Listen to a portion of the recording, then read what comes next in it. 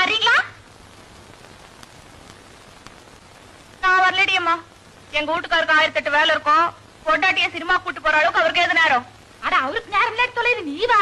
நீ உன்ற புருஷனோட சோடி சேர்ந்துட்டு போவ. நான் என்னத்துக்கு நடுவால? அப்படி அந்த சினிமா பாக்கலன்னா குடிய முழிய போவோம். என்னடா அது குதிரை கொம்பு வச்ச கதையா பேசிட்டு இருக்க? அது சரி, அப்ப இருந்தாப்பல எப்போ இருக்க முடியுமா? அன்னைக்கு புருஷன் வீட்டுக்கு போறங்கிற தைரியத்துல பெத்தவங்களை கூட மதிக்காம நடந்துக்கிட்டேன்.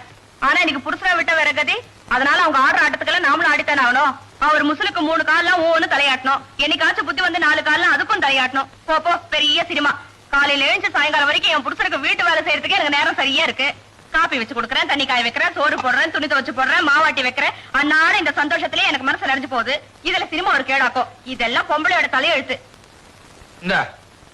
காப்பி தானே போட்டுட்டு இருக்கேன்.